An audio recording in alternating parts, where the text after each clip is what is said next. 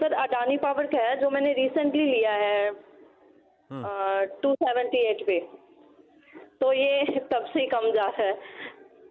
तो ये क्यों लिया था? ये लंबी अवधि के लिए लिया था या वो दूसरा ट्रेडिंग वाला जो मन करता है वाला पार्ट है ये?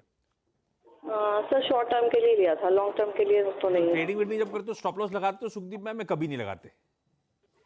सर एक्चुअली वैसे इंट्राडे में नहीं मैं करती, तो मैं स्टॉप लॉस तो नहीं लगाया था मैंने। ठीक है। भाई अविनाश सर, लिया तो ट्रेडिंग के लिए, तो फंडामेंटल्स वगैरह से हमें कोई मतलब था नहीं, हमने पढ़ा भी नहीं था उसको। हम 27-28 रुपए पर शेयर के लॉस में हैं। अदानी पावर में कोई होप ये लॉसेज आने वाले समय में रिकवर हो जाएंगे या नहीं? नहीं, मुझे लग रहा है कि आशीष इन्होंने अगर शॉर्ट टर्म कॉल लिया है तो मेरे ख्याल से इस पोजीशन से निकल जाए, क्योंकि देखिए 278 में लिया है, अभी करंट 250 है। तो स्टॉप लॉस तो मेरे ख्याल से इनको रखना चाहिए था, लेकिन अगर नजरिया आपका थोड़ा सा लंबा है, अगर आप इसमें थोड़ा सा पोजिशनल व्यू लेके काम कर सकते हो 6-8 महीने, तो मुझे लग रहा है कि आपको एक अच्छा रिस्क रिवॉर्ड मिल सकता है। क्योंकि देखिए अडानी पावर अभी वापस प्रॉफिट के ट्रैक पे आ चुकी है, काफी बड़ी पावर जनरेटिंग कैपेसिटी है, और जो भी मसला अडानी ग्रुप की कंपनीज में हो गया है वो मोरलेस अभी सेटल हो चुका है। तो थोड़ा सा पोजिशनल व्यू रख के आप काम करोगे तो डेफिनेटली आपको अडानी पावर में भी पैसा बनेगा। बट अगर प्योर इंट्राडे व्यू है और टेक्निकल व्यू है, तो मेरे ख्याल से यहाँ से निकल जाए, कोई दूसरा विकल्प लेके, और वहां पे अपना लॉस रिकवर करे। कोई कोई स्टील स्टॉक भी है क्या आपके पोर्टफोलियो में सुखदीप मैम? ये मंडी गोविंदगढ़ तो बहुत जाना जाता है ना स्टील कंपनियों के लिए, फैक्ट्रीज के लिए। सुखदीप मैम के तो इश्यूज आ रहे हैं, तकनीकी दिक्कतों में फोन लाइन भी। डायरेक्टर साहब फिर से रिपैच करिएगा और देखिए अगर दिख जाए तो ज्यादा अच्छा है। एक बार मैं रश्मि मैम के पास वापस जा रहा हूं। रश्मि मैम, सेल था अगला, कब लिया था, कितना समय हो गया, किस भाव पे लिया है? 1 साल से ऊपर हो चुका है, 1 साल 2 महीने हो चुके हैं। हाँ। लास्ट में लिया था मैंने 92 रुपीज में एग्जैक्टली। शेयर्स भी क्वांटिटी नहीं है। 92? 2 बार एवरेज 22,000 कर क्वांटिटी ले रखी है? 22,000 क्वांटिटी एक्चुअली 2 बार एवरेज कर चुकी हूँ मैं।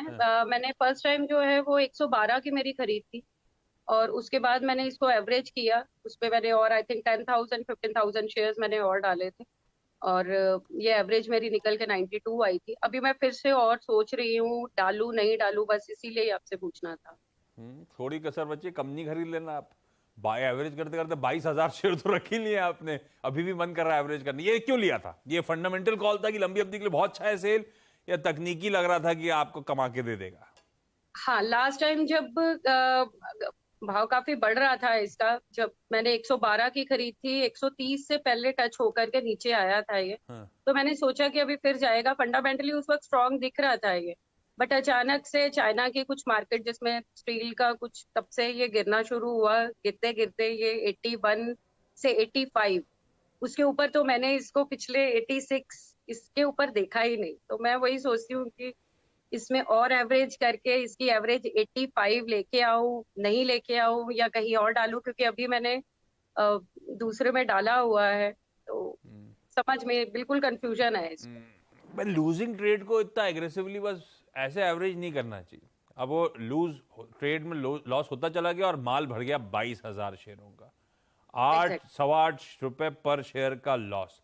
और पता है फंडामेंटल्स कैसे भी हों स्टील कंपनीज के, बहुत मुश्किल है इनको समझना, क्योंकि इन पे आपने खुद ही का सेंटिमेंट बहुत हावी हो जाते हैं। चाइना में जो हुआ सारा मामला गड़बड़ा गया, तो क्या फायदा, फंडामेंटल्स धरे के धरे रह गए। और ये वैसे ये लॉन्ग टर्म आइडियाज होते भी नहीं है, जब मोशन में आए सिक्लिकल्स हैं उसको उसी तरह से प्ले करना चाहिए, अदरवाइज समीकरण समझना बड़ा मुश्किल है।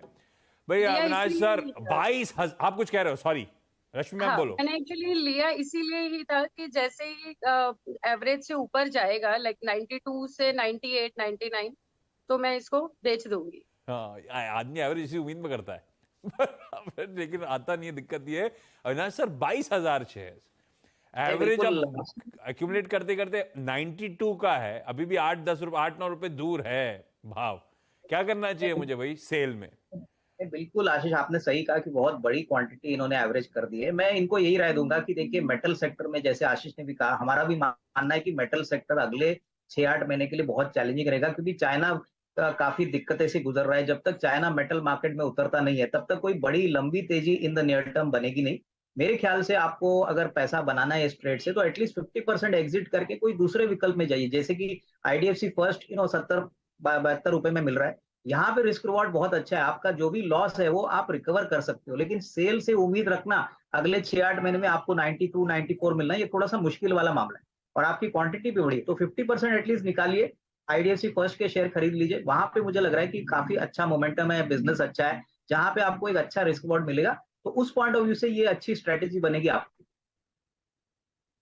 आईडीएफसी फर्स्ट पसंद आ रहा है, बढ़िया रीरेट भी हो रहा था ये भाई, चाहें तो अच्छा भाव टू भाव मैच भी कर जाएगा, चाहें तो कुछ पार्शियली वहां से एग्जिट करें, आईडीएफसी फर्स्ट को खरीदें, लंबी अवधि के लिहाज से शायद ये ज्यादा अट्रैक्टिव है, सेल में रुके रहने से ज्यादा फायदा है नहीं।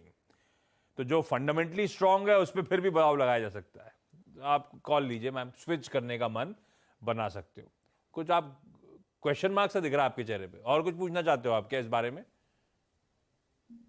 हाँ, यही पूछ रहा था कि एक्चुअली मेरा हमेशा फंडा यही रहता है कि प्रॉफिट लेकर के ही निकलूं, लॉस ना हो बिल्कुल भी। तो यही 2 शेयर्स हैं जिसमें अभी तक लॉस वाले चांसेस ज्यादा दिख रहे हैं ना कि प्रॉफिट वाले।